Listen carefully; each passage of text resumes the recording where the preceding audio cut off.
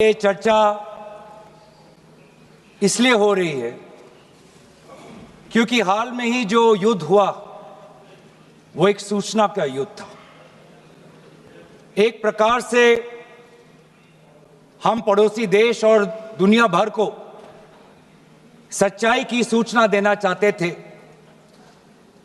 और कुछ ऐसे ताकत थे, ऐसी शक्तियां थी जो भ्रम का सूचना सारे देश में, सारे दुनिया में फैला रहे थे। और इसीलिए इस चर्चा का विशेष मांग ये है कि आज सच्चाई सदन में आनी चाहिए, सच्चाई पहलगाम की आनी चाहिए, सच्चाई ऑपरेशन सिंदूर की आनी चाहिए, सच्चाई विदेश नीति की आनी चाहिए।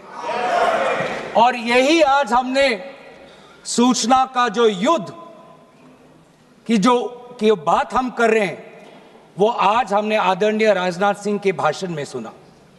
बहुत से सूचनाएं दी उन्होंने, बहुत से जानकारी दी, लेकिन रक्षा मंत्री होने के नाते ये नहीं कहा कि पहलगाम में दहशतगर्द कैसे आए, ये नहीं कहा कि बेसारन में जहां पर 1000 लोग जाते हैं, खुशियां मनाते हैं, कैसे 5 दहशतगर्द वहां पर जाकर 26 लोगों की गोलियों से छलनी करते हैं। ये सूचना रक्षा मंत्री ने नहीं दी। यही है सूचना का युद्ध कि इतनी जानकारी देते हैं कि कभी कभी सवाल पूछना भी भूल जाते हैं। और आज ये है हमारे विपक्ष का कर्तव्य कि हम सवाल पूछेंगे देश हित में, राष्ट्र हित में। आज देश ये जानना चाहता है कि वो 5 दहशतगर्द कैसे घुसे और उन दहशतगर्दों का भी मकसद था। पाकिस्तान से आए हुए वो दहशतगर्दों का क्या मकसद था? उनका मकसद था कि जम्मू कश्मीर की अर्थव्यवस्था को तनाव करना, विनाश करना। उनका मकसद था कि भारत देश में एक सांप्रदायिक वातावरण का जन्म देना। उनका मकसद यह था कि भारत और पाकिस्तान का एक हाइफिनेशन होना, यह था उनका मकसद। लेकिन सर, मुझे दुख है कि आज राजनाथ सिंह जी ने सैनिकों की बात तो की, लेकिन जो हमारे भारत की जो आवाम है, जो जनता है, जो उन्होंने पाकिस्तान के दहशतगर्दों का पूरी जो मंशा है उस पर उन्होंने पूरा नकारा। और हम एकजुट रहे, मुझे भारतीय होने का गर्व है। हमने देखा बेसारन में कि किस प्रकार से जम्मू और कश्मीर के लोगों ने पूरे देश भर से आए हुए जितने भी पर्यटक थे उनकी मदद की। जिम्मेवारी कौन लेता है? जम्मू कश्मीर के लेफ्टिनेंट गवर्नर नहीं। अगर जिम्मेवारी किसको लेनी पड़ेगी तो आदरणीय गृह मंत्री आपको लेनी पड़ेगी। नैतिक जिम्मेवारी आपको लेनी पड़ेगी। आप लेफ्टिनेंट गवर्नर के पीछे नहीं छुप सकते। आप लेफ्टिनेंट गवर्नर के पीछे ये केंद्र सरकार नहीं छुप सकती, क्योंकि गृह मंत्री खुद वहां पे थे कुछ ही हफ्ते पहले। खुद उन्होंने सिक्योरिटी का रिव्यू लिया कि आपके पास जानकारी नहीं थी। और सर, ये सरकार इतनी कमजोर, ये सरकार इतनी बुज़दिल कि आज उन्होंने क्योंकि उन्होंने अगर इसका किसी का दोष दिया तो टूर ऑपरेटर्स को दोष दिया कि टूर ऑपरेटर्स बिना अनुमति के द्वारा, बिना लाइसेंसेस के द्वारा लोगों को बेसारन ले जा रहे, हमें तो पता ही नहीं था। ये है इनका कारण, ये बताना चाहते हैं। तो सर, यही तो दुख की बात है कि कहीं ना कहीं एक सरकार में एक अहंकार आ चुका है। इंटेलिजेंस और सिक्योरिटी जो फ्रेमवर्क है, एस्टैब्लिशमेंट है, जो लोग हैं जो निर्णय लेते हैं इंटेलिजेंस और सिक्योरिटी की, आज उनमें एक अहंकार आ गया है कि चाहे जितनी भी बड़ी गलती हो उन पर कोई सवाल नहीं उठा सकता। लेकिन आज हम सवाल उठा रहे हैं, आज हम सवाल उठा रहे हैं, आज हम सवाल उठाएंगे। प्रधानमंत्री मोदी जी, आपको अब सऊदी अरब में थे, आप जब वापस आते आपका पहला नैतिक कर्तव्य होता कि पहलगाम आप जाते, लेकिन आप पहलगाम नहीं गए। एक सरकारी कार्यवाही के लिए आप बिहार गए और चुनावी भाषण दिया।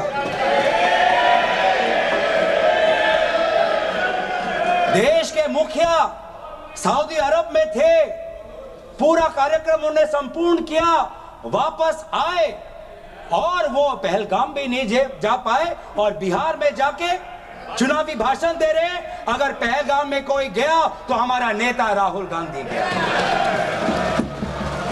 अगर पहलगाम में जो लोगों की मृत्यु हुई उनके लिए अगर शहादत की मांग कोई कर रहा है तो हमारा दल का नेता राहुल गांधी कर रहा है। राहुल गांधी जी बदामी के कंटोनमेंट में गए।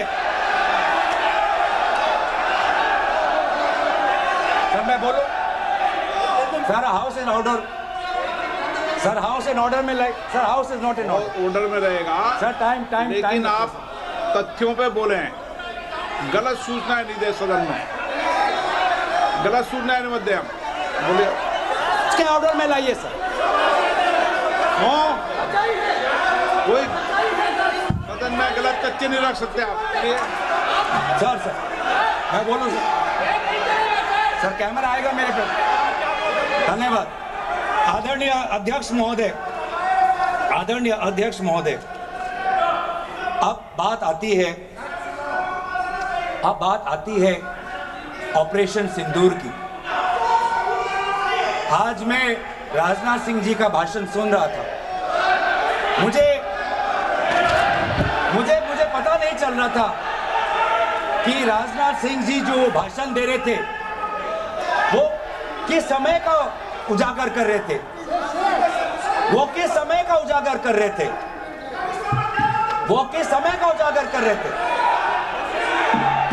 क्या वो 2016 के बाद क्या उन्होंने ये नहीं कहा कि हम घुस के मारेंगे और पाकिस्तान को आज वो उनका जो भी टेररिस्ट इंफ्रास्ट्रक्चर है उसको खत्म कर देंगे।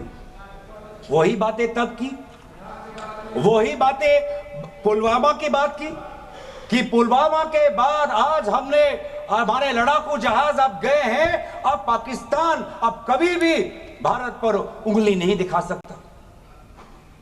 और उसके बाद आज दोबारा वही बातें कर रहे हैं। आज दोबारा वही बातें कर रहे हैं कि हम घुस के मारे, हमने ये किया, फलाना किया। और ये अब भी कह रहे हैं कि ऑपरेशन सिंदूर कंप्लीट नहीं हुआ, अधूरा है, क्योंकि कल को जाके दोबारा पाकिस्तान कर सकता है। ये खुद कह रहे हैं, ये खुद कह रहे हैं, ये खुद कह रहे हैं कि इसके पश्चात भी पाकिस्तान कल को जाके कर सकता है। तो ये कैसा, ये जो सफल कैसे हुआ, क्या सफल हुआ? आज ये खुद कह रहे हैं कि हमारा मकसद युद्ध का नहीं था। हम पूछना चाहते क्यों नहीं था, होना चाहिए था। आज उन्होंने खुद कहा कि हमारा मकसद जमीन लेने का नहीं था। क्यों नहीं था? पाकिस्तान ऑक्यूपाइड कश्मीर अगर आज नहीं लेंगे तो कब लेंगे? ये उन्होंने खुद कहा, इन्होंने खुद कहा कि हमारा मकसद था टेररिस्ट के इंफ्रास्ट्रक्चर पर आक्रमण करना। तो क्या हमने उरी के समय नहीं किया? क्या हमने पुलवामा के समय नहीं किया?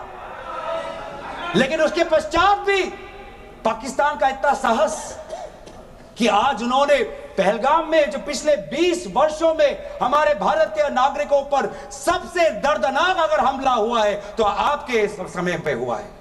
आपके समय में उरी हुआ, आपके समय में पुलवामा हुआ और आपके समय में आज पहलगाम हुआ रहा। कुछ बातों का उजागर किया, कुछ किताबों का भी उजागर किया। ये नई प्रक्रिया है सर, हर चर्चा में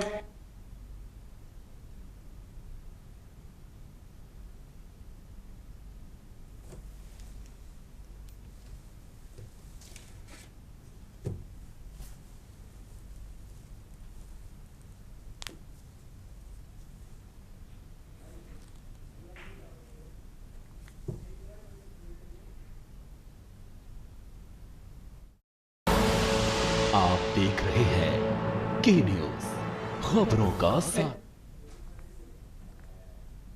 ब्लूमबर्ग को क्या जानकारी दिया,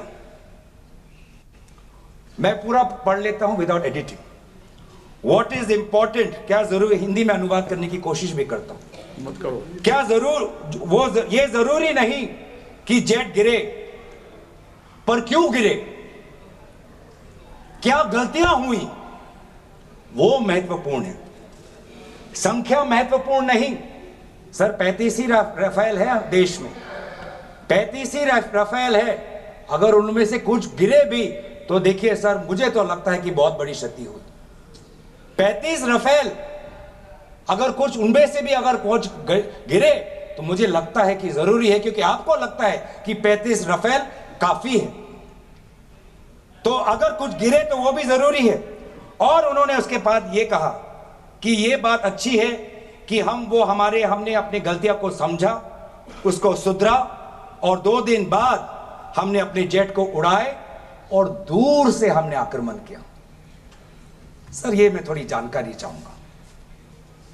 हमारे पास जो हमें संदेश मिलता है कि दुनिया के सबसे बढ़िया और बेहतरीन लड़ाकू जहाज हमारे पास है, सबसे बेहतरीन पायलट हमारे पास है, तो सीडीएस को ऐसा क्या कहना पड़ा, ऐसा क्या परिस्थितियां हैं कि हमारे पायलट हमारे लड़ाकू जहाज क्लोज रेंज में नहीं जा सकते, उनको दूर से ही फायर करना पड़ता। ये क्या है, ये क्या पाबंदी है, ऐसी ये क्या पाबंदी है कि सीडीएस को ये कह रहे हैं कि हमारे लड़ाकू जहाज ने पहले दिन गलतियां की, गलतियां हमने सुधारी और दूर से हमने आक्रमण किया। क्या हम पास से नहीं कर सकते? ये जानकारी हमें दे। हम ये जानना चाहते हैं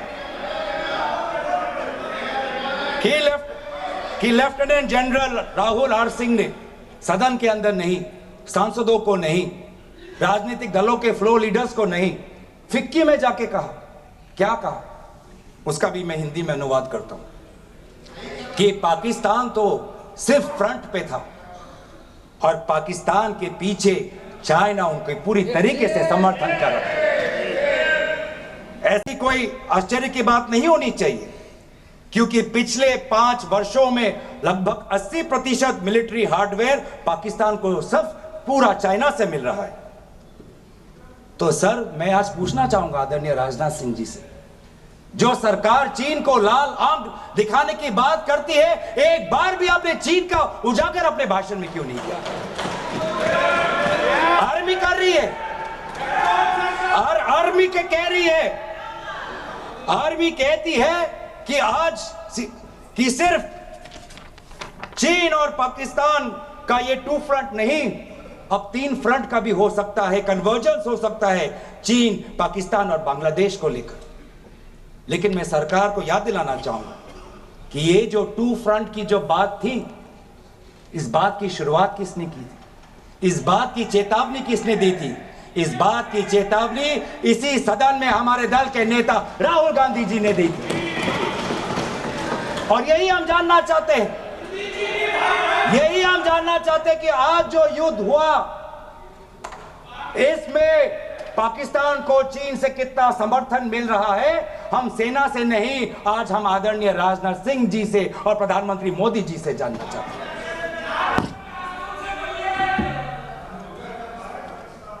और सर इंडोनेशिया में जो डिफेंस अटैचे है, उसने तो ताज्जुब की बात कह दी। उसने क्या कहा sir? India defence attache group captain Shiv Kumar ने, हिंदी में दोबारा अनुवाद करता हूं, कि भारत ने लड़ाकू जहाज खोए तो खोए इसलिए क्योंकि कुछ मिलिट्री टारगेट्स पर आक्रमण करने पर पाबंदी थी। क्यों? क्या पाबंदी थी? ऐसे क्या ये राजनीतिक कंस्ट्रेंट्स थे?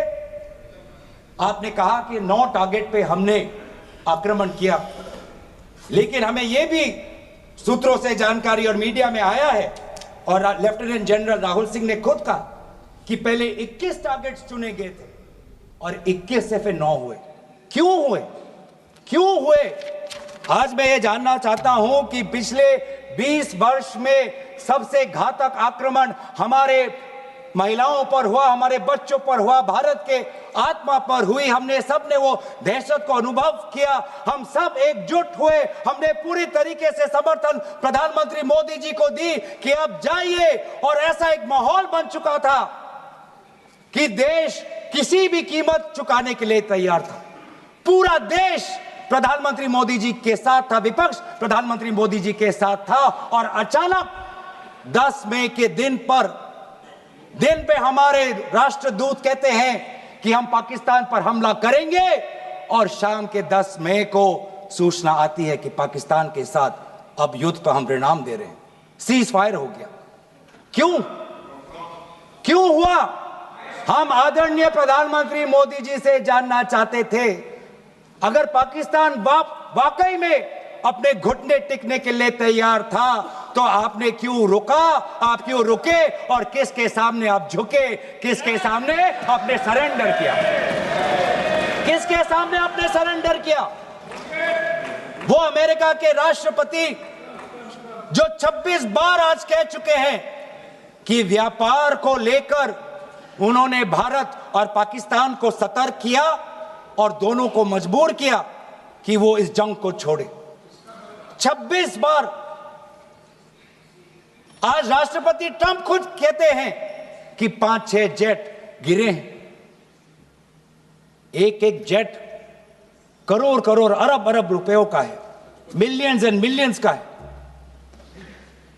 इसलिए हम जानना चाहते हैं, आज हमें स्पष्ट रूप से आदरणीय राजनाथ सिंह जी बताएं, देश पर विश्वास करें, देश में वो साहस है सच्चाई सुनने की। आज आप बताएं कितने लड़ाकू जहाज गिरे? हमारे में वो साहस है, क्योंकि ये सूचना, ये सच्चाई सिर्फ देश के नागरिकों के लिए नहीं, ये सूचना, ये सच्चाई हमें देश के जवानों को भी देना है। आज उनसे भी झूठ कहा जा रहा है, उनके बीच में भी भ्रम फैलाया जा रहा है। हम उनकी जो सच्चाई है आज हम सदन के अंदर लाना चाहते हैं। और सर, बात में आती है विदेश नीति की। किस मुंह से हम कहें कि विदेश नीति आज सफल हुआ है? किस मुंह से कहें? ये आदरणीय राजनाथ सिंह जी, शंगीला में जो डायलॉग हुआ, उस डायलॉग में जो ड्राफ्ट जो आया, जिसको भारत सरकार ने नकारा, वो ड्राफ्ट बनाने में हमारे ही कुछ सहयोगी देश थे, जिनका नाम मैं नहीं लेना चाहूंगा। लेकिन ऐसे देश जिसको हम परंपरागत दोस्त हम मानते हैं, ट्रेडिशनल एलाइज मानते हैं, आज उन्होंने भी इंडिया और पाकिस्तान को हाइफिनेट कर दिया। और आप ये शब्दों के खेल से आप खुश हो कि ब्राजील के डॉक्यूमेंट में पाकिस्तान, ये जम्मू कश्मीर का, पाकिस्तान का भी नहीं, ब्राजील के डॉक्यूमेंट में सिर्फ जम्मू कश्मीर में जो दहशतगर्दी हुई उसी की निंदा हुई, पाकिस्तान की निंदा नहीं हुई। पर आप उससे खुश हो? अगर आप उससे खुश हो तो मैं जानना चाहूंगा, जो $1 बिलियन का आर्थिक सहायता IMF ने दिया पाकिस्तान को, उस पर आपको क्या कहना है?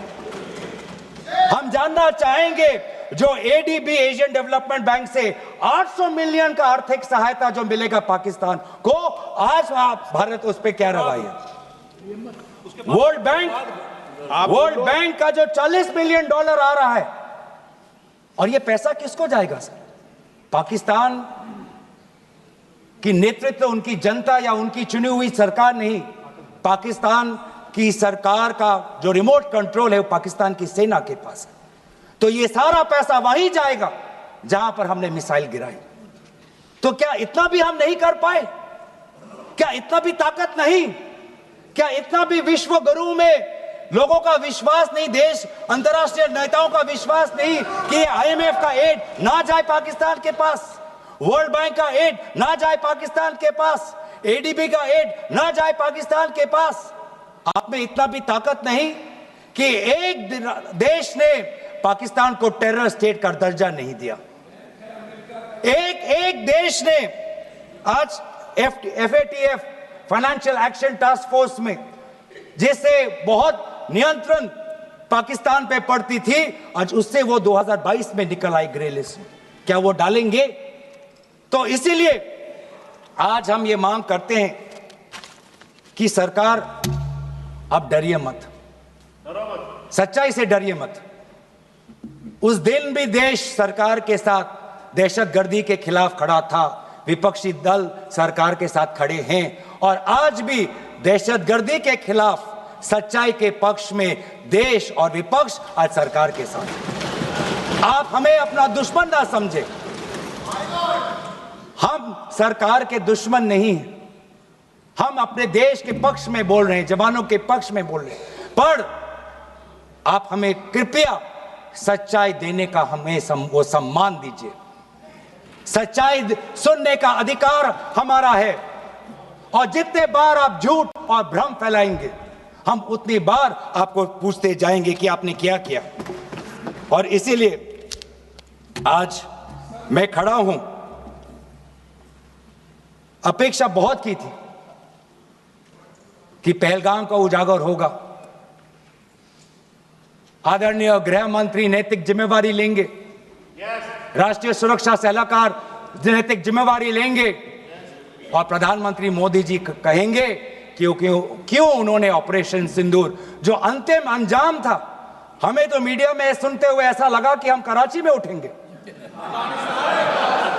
मीडिया में हमारे भारत की मीडिया जो जिनको सूचना आपसे ही मिलती है, उनका सुनने में लगा कि आज तो हम फतह करके ही रहेंगे,